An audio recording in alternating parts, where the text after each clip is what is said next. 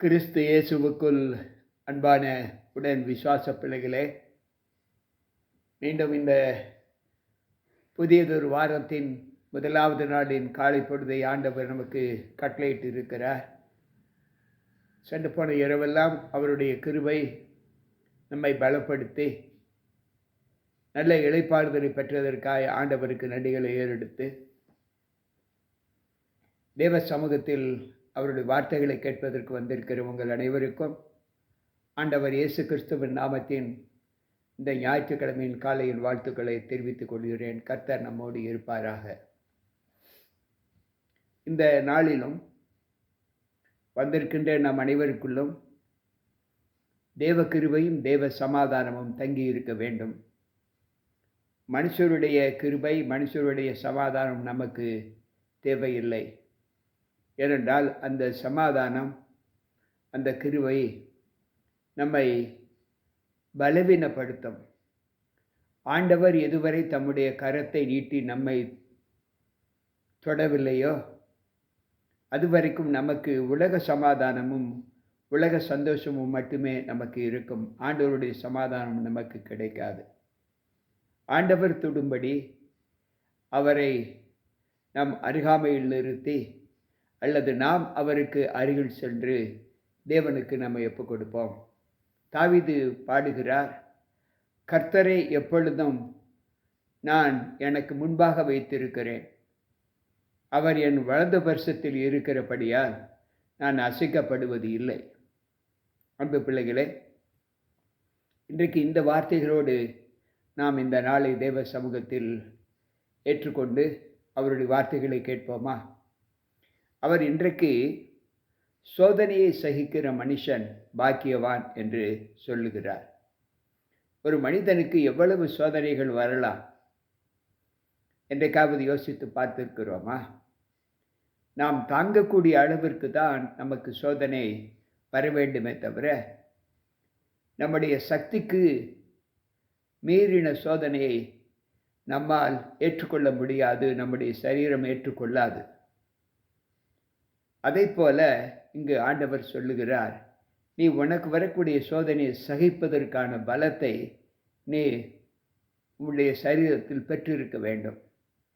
அதை எப்படி பெற்றுக்கொள்வது என்பதைத்தான் இந்த நாளில் ஆண்டவர் நமக்கு கற்றுக் கொடுக்க போகிறார். யாக்கோபின் புஸ்தகம் 1 அதிகாரம் 12வது வசனம் இப்படி சொல்லுகிறது, சோதனையை சகிக்கிற மனுஷன் பாக்கியவான். அவன் உத்தமன் என்று விளங்கின பின்பு கர்த்தர் தம்மிடத்தில் அன்பு கூறுகிறவர்களுக்கு வாக்குத்தத்தம் பண்ணின ஜீவ கிரீடத்தை அவர் நமக்கு கொடுப்பார். நாம் அதை பெற்றுக்கொள்வோம் என்று சொல்லுகிறார். அப்படி என்றால் சோதனைகளை சகிக்கிற மனுஷன், சோதனைகள் வருவது எதனால்? யார் நமக்கு சோதனையை கொடுப்பார் என்றால் 2 சம்பவங்கள் நாம் அறிந்து கொள்ள வேண்டும். சோதனை முதலாவது, யார் நமக்கு கொடுப்பார்? சோதனையை நாம் பெற்றுக்கொள்வதற்கு நாம் எப்படிப்பட்ட வாழ்க்கையை நாம் வாழ்ந்து கொண்டிருக்கிறோம்? சோதனை வருவது எது நிமித்தம் என்றால், முதலாவது வேதம் சொல்லுகிறது, யாக்கோபு 1 அதிகாரம் 13வது வசனம், சோதிக்கப்படுகிற எவனும் நான் தேவனால் சோதிக்கப்படுகிறேன் என்று சொல்லாதிருப்பானாக. தேவன் பொல்லாங்கினால் சோதிக்கிறவர் அல்ல, ஒருவனையும் அவர் சோதிக்கிறவரும் அல்ல என்று சொல்லுகிறார். சோதனை, வேதம் சொல்லுகிறது, தேவன் கொடுப்பது. தேவன் நம்மை சோதிக்கிறவர் அல்ல. பொல்லாங்கு செய்து அந்த பொல்லாங்கினால் தேவன் நம்மை சோதிக்கிறவர் அல்ல என்று சொல்லுகிறார். பின்பு சோதனை எப்படி வரும் என்றால் 14வது வசனம் சொல்லுகிறது, அவனவன் தன் சுய இச்சையினால் இழுக்கப்பட்டு சிக்குண்டு சோதிக்கப்படுகிறான். ஒரு மனிதனுக்கு சோதனை வருவது அவன் செயல்படுகிற செயல்கள்தான் என்று ஆண்டவர் சொல்லுகிறார். அன்பு பிள்ளைகளே, இன்றைக்கு இந்த சோதனைகள் வருவதற்கு நாம் காரணம் என்று ஆண்டவர் சொல்லுகிறார். அப்படி என்றால் அந்த சோதனை எதை நிமித்தம் நாம் பெற்றுக்கொள்ளுகிறோம்? ஏன் நமக்கு சோதனை வருகிறது என்று சொன்னால் சற்று யோசிப்போம். வேதாகமத்தில் ஆண்டவர் ஒரு நற்செய்தியை நமக்கு சொல்லுகிறார். நமக்கு சம்பந்தமில்லாத காரியத்தில் நாம் ஈடுபட்டால் அது நமக்கு சோதனையை தரும். அதற்கு ஆண்டவர் சொல்லுகிறார், வழியிலே போகையில் தனக்கடாத வழக்கில் தலையிடுகிறவன் நாயின் காதை பிடித்து இழுக்கிறவனுக்கு சமானமாய் இருப்பான் என்று சொல்லுகிறார். சம்பந்தமில்லாத ஒரு நிலையில் நாம் ஈடுபட்டால் பிரச்சனையை நாமே இழுத்து கொள்ளுகிறோம் என்று ஆண்டவர் சொல்லுகிறார். அன்பு பிள்ளைகளே, இன்றைக்கு நம்முடைய வாழ்க்கையில் இந்த அனுபவத்தில் சம்பந்தமில்லாத காரியங்களில் நாம் ஈடுபடும்போது சோதனை நமக்கு வருகிறது. மேலும் நம்முடைய செயல்களின் நிமித்தம் நமக்கு சோதனை வருகிறது. யாக்கோபின் புஸ்தகத்திலே நாம் வாசிக்கும்போது 5வது அதிகாரம் 11வது வசனம் இப்படி சொல்லுகிறது, உங்களில் ஆண்டவர் சொல்லுகிற வார்த்தை, இதோ பொறுமையாய் இருக்கிறவர்களை பாக்கியவான்கள் என்று சொல்லுகிறோமே, யோபுவின் பொறுமையை குறித்து கேள்விப்பட்டு இருக்கிறீர்கள். கர்த்தருடைய செயலின் முடிவையும் கண்டிருக்கிறீர்கள். கர்த்தர் மிகுந்த உருக்கமும் இரக்கமும் உள்ள தேவனாய் இருக்கிறாரே என்று சொல்லுகிறார். அப்படி என்றால் இங்கு சோதனையை சகிக்கிற மனுஷன் பாக்கியவான் என்று ஆண்டவர் சொல்லும்போது அந்த சோதனையை குறித்து நாம் என்ன செய்ய வேண்டும் என்றால், சோதனையில் பொறுமையாய் இருப்பதுதான் நமக்கு நல்லது என்று ஆண்டவர் சொல்லுகிறார்.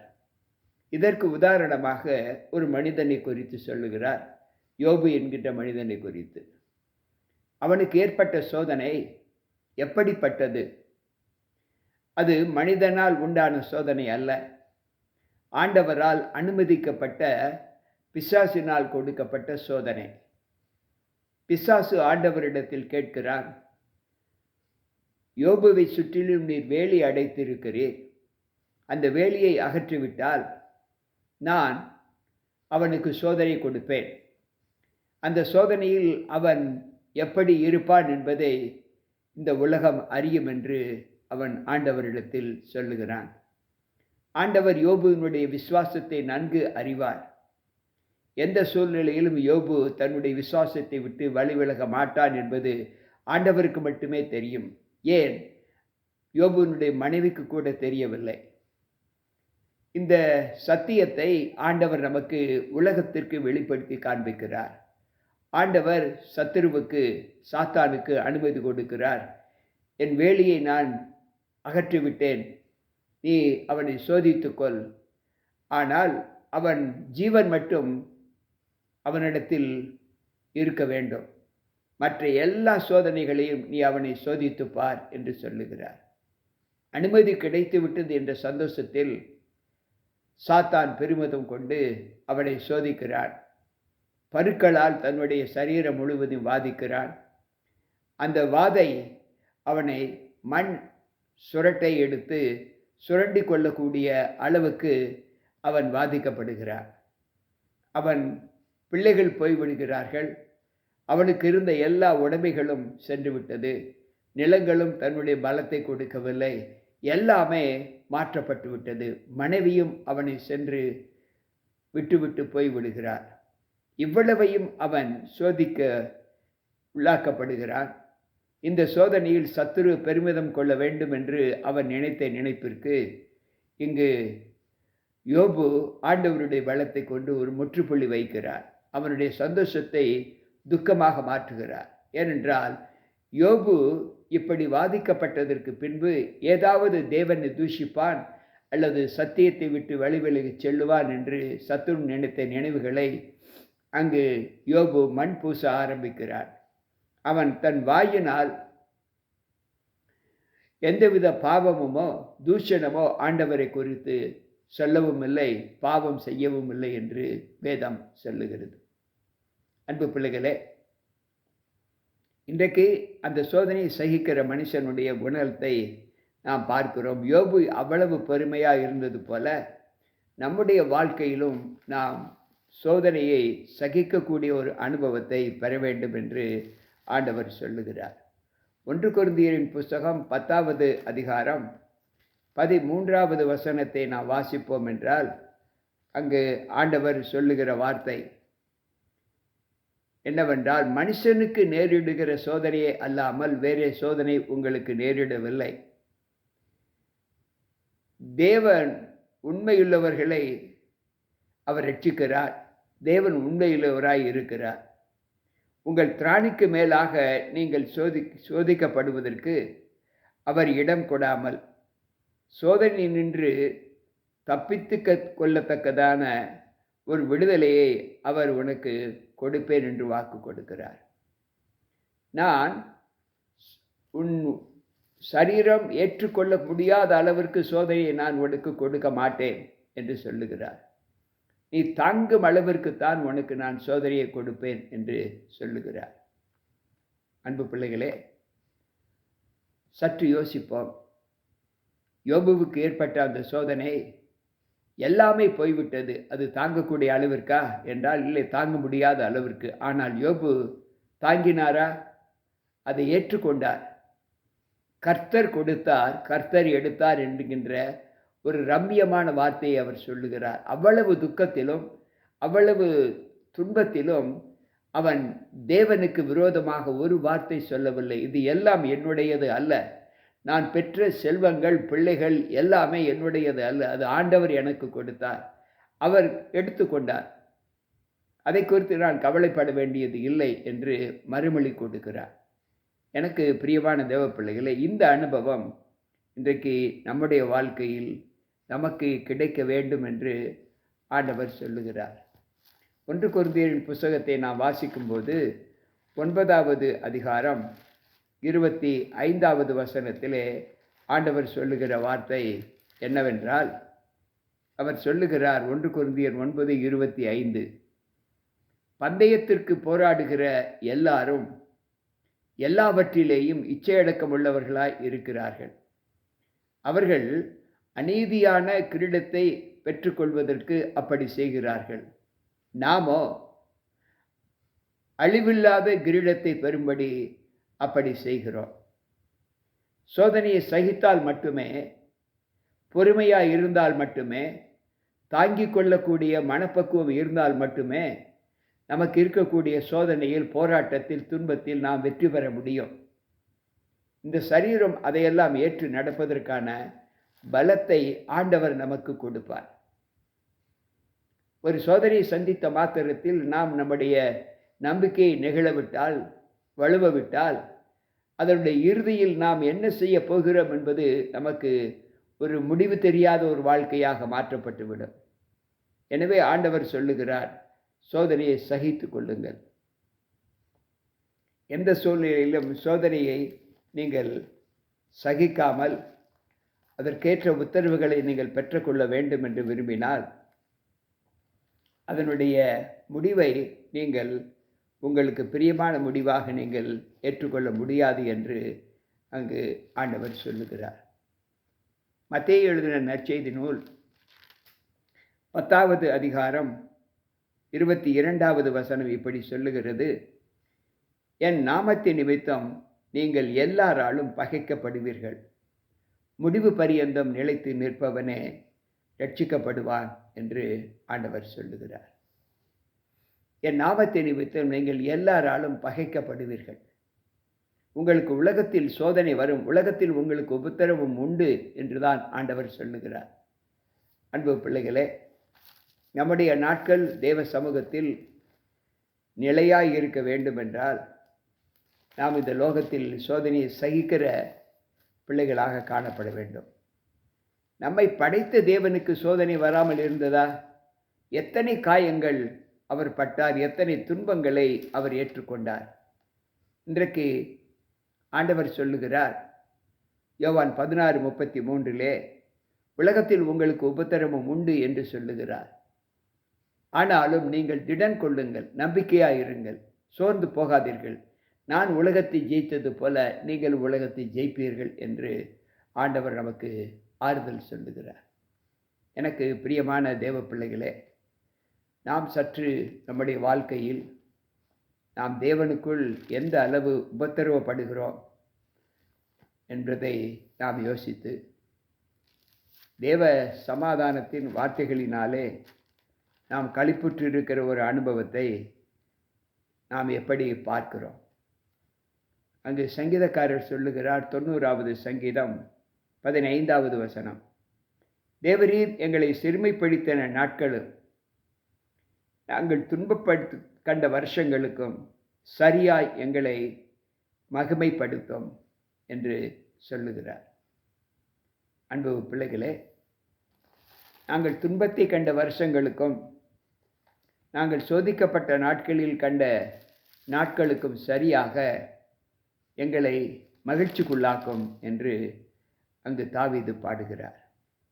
நிச்சயமாக அவர் நம்மை சந்தோஷத்திற்குள் கொண்டு நடத்துவார். புலம்பரின் புஸ்தகம் 3வது அதிகாரம் 32வது வசனம் சொல்லுகிறது, அப்படியே அவர் சஞ்சலப்படுத்தினாலும் தமது மிகுந்த கிருபையினால் நமக்கு இறங்குவார் என்று இங்கு ஆண்டவர் சொல்லுகிறார். எனக்கு பிரியமான தேவ பிள்ளைகளே, தேவன் நமக்கு இந்த உபத்திரவத்தை கொடுத்தார், அவருக்கு கண்ணில்லையா? அவர் நான் கஷ்டப்படுவதை அவர் பார்த்து கொண்டு இருக்கிறார் என்று புலம்புகிற மனிதருடைய சப்தத்தை நாம் கேட்டுக்கொண்டு இருக்கிறோம். ஆனால் ஆண்டவர் சொல்லுகிறார், நான் உங்களுக்கு அப்படிப்பட்ட பலவீனத்தை கொடுத்தாலும் நான் உங்களை காப்பேன் என்று அங்கு ஆண்டவர் சொல்லுகிறார். எனக்கு பிரியமான தேவ பிள்ளைகளே, சற்று நம்முடைய வாழ்க்கையில் நாம் யோசித்து பார்ப்போம். இங்கு ஆண்டவர் சொல்லுகிறார், 68வது சங்கீதம் 19வது வசனம், நம்மேல் பாரம் சுமத்தினாலும் நம்மை ரட்சிக்கிற தேவன் அவரே. ஒருவேளை இது ஆண்டவரால் மட்டும் வந்தது என்று நாம் புலம்பினால், ஆண்டவர் சொல்லுகிறார், நான் அதற்கேற்ற சகாயத்தை, விடுதலை உனக்கு கொடுப்பேன். உனக்கு இவ்வளவு கஷ்டங்களை உன் மீது நான் சுமத்தினாலும் அதற்கு விடுதலை கொடுப்பதற்கு, அந்த பாரத்தை சுமப்பதற்கு, அதிலிருந்து நீ தப்பித்துக் கொள்வதற்கு உனக்கு வழியையும் நான் உனக்கு கொடுப்பேன் என்று ஆண்டவர் சொல்லுகிறார். கேட்டுக்கொண்டிருக்கிற அன்பான தேவ பிள்ளைகளே, சோதனை வரும்போது நீங்கள் கவலைப்பட வேண்டாம். சோதனை வரும்போது நீங்கள் சங்கோஜப்பட வேண்டாம்.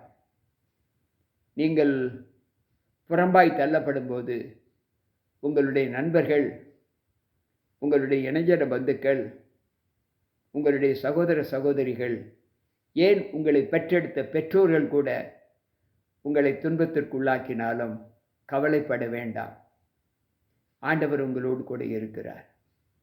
நான் உங்களை ரட்சிப்பதற்கும் உங்களை காப்பதற்கும் நான் உங்களோடு இருக்கிறேன். என்ன ஆறுதலான வார்த்தை! உன் கண்ணீர் யாவையும் நான் துடைப்பேன். உன் சஞ்சலமும் உன் தவிப்பும் உன்னை விட்டு ஓடி போகும். நீ இனி துக்க நாட்களை காணாதிருப்பாய். இவ்வளவு ஆறுதல் வார்த்தைகளை தேவன் நம்மிடத்தில் சொல்லும்போது நாம் ஏன் கலங்க வேண்டும், கவலைப்பட வேண்டும்? சோதனை வந்தால் வரட்டுமே. அந்த சோதனையை சகிக்கக்கூடிய பலத்தை ஆண்டவர் நமக்கு கொடுப்பார். ஒரு மனிதனுடைய வாழ்க்கை எப்பொழுதுமே சந்தோஷமாக இருக்கும் என்று நினைக்கக்கூடாது. சந்தோஷமாக இருப்பது வாழ்க்கை அல்ல. அதாவது மின்சாரம் நமக்கு எப்பொழுது கிடைக்கும் என்றால், 2 விதமான கம்பிகள் இணையும் போதுதான். ஒன்று ப்ளஸ், இன்னொன்று மைனஸ், பாசிட்டிவ் நெகட்டிவ். இவை 2 சேர்ந்ததற்கு பின்புதான் நமக்கு வெளிச்சமே வருகிறது. இன்பமும் துன்பமும் கலந்த வாழ்க்கை தான் பிரகாசமாய் இருக்கும். எனவே துன்பம் வந்தால் நீங்கள் சோர்ந்து போக வேண்டாம். அதை எதிர்கொள்வதற்கான பலத்தை என் தேவன் எனக்கு கொடுப்பார் என்ற நம்பிக்கையில் நீங்கள் உங்களுடைய துன்பத்தை நோக்கி பாருங்கள். அந்த துன்பம் உங்களை விட்டு 7 வழியாய் ஓடிப்போகும். உனக்கு விரோதமாக உருவாக்கப்படுகிற எந்த ஆயுதமும் வாய்க்காதே போம் என்று ஏசாயா 54:17 சொல்லுகிறார். எனவே எனக்கு பிரியமான தேவ பிள்ளைகளே, துன்பத்தை இன்முகம் கொண்டு வரவேறுங்கள். அந்த துன்பம் உங்களை பார்த்த மாத்திரத்திலேயே, ஐயோ இவரிடத்தில் நாம் வரவேண்டாம், இவர் சங்கோச்சப்படவே மாட்டாரே, துன்பப்படவே மாட்டாரே, எல்லாவற்றையும் தேவன் பார்த்து கொள்வார் என்று சொல்லுகிற இவர் மீது நாம் போனால் நாம் தோற்று விடுவோம் என்று அந்த பிசாசு உங்களை விட்டு ஓடி போவார். கவலைப்பட வேண்டாம். எந்தவித சரீர பலவீனமாக இருந்தாலும், எந்தவித சோர்வாக இருந்தாலும், எந்தவித நிந்தைகளாக இருந்தாலும், எந்தவித சமாதானம் இல்லாத வாழ்க்கையை நீங்கள் வாழ்ந்து கொண்டிருந்தாலும் ஆண்டவர் சொல்லுகிறார், நான் உன்னோடு கூட இருக்கிறேன். யார் உன்னை கைவிட்டாலும், உன்னை பெற்றவர்கள் கைவிட்டாலும், தாயும் தகப்பனும் தாயும் உன்னை கைவிட்டாலும் நான் உன்னை கைவிட மாட்டேன் என்று ஆண்டவர் சொல்லுகிறார். கேட்டுக்கொண்டிருக்கிற அன்பான தேவ பிள்ளைகளே, சோதனை வருகிறது என்று வந்துவிட்டது என்று நீங்கள் அங்கலாய்க்க வேண்டாம், சோர்ந்து போக வேண்டாம். அந்த சோதனைகளை ஜெயம் கொடுக்கிற தேவன் உனக்கு முன் சென்று உங்களை முன்னும் பின்னும் இடைகட்டி காத்து கொள்ளுகிறார். நான் நிழலை போல உன் கூட வருவேன். ஆண்டவர் சொல்லுகிறார், அவர் என் பக்கத்தில் இராவிட்டார் நான் பாதாளத்தில் அழிந்து இருப்பேன். இன்றைக்கும் அவர் நம் பக்கத்தில் இல்லை என்றால் நாம் என்றைக்கோ அழிவை சந்தித்திருப்போம். அவர் நம்மோடு கூட இருக்கிறார், இருப்பேன் என்று வாக்கு கொடுக்கிறார். நான் மோசையோடு இருந்தது போல உன்னோடும் இருப்பேன், நான் உன்னை விட்டு விலகுவதும் இல்லை, உன்னை கைவிடுவதும் இல்லை என்று யோசுவா 1:5 வாசிக்கிறோம். எனக்கு பிரியமான தேவ பிள்ளைகளே, சோதனை வந்தால் நீங்கள் கவலைப்படாதிருங்கள். அதை ஏற்றுக்கொண்டு அதை வெல்வதற்கான பலத்தை நீங்கள் தேவ சமூகத்திலிருந்து பெற்றுக்கொள்ளுங்கள். கர்த்தர் நம் அனைவரோடு கூட இருப்பாராக. ஜெபிப்போம். அன்பு ஆண்டவரே, இன்றைக்கு சோதனையை குறித்து நாங்கள் படித்தோம். இந்த சோதனை யார் நிமித்தம் வருகிறது? அந்த சோதனையை கொடுக்கிற சத்துருவருடைய போராட்டங்களில் நாங்கள் எப்படி தப்பித்து கொள்ள வேண்டும்?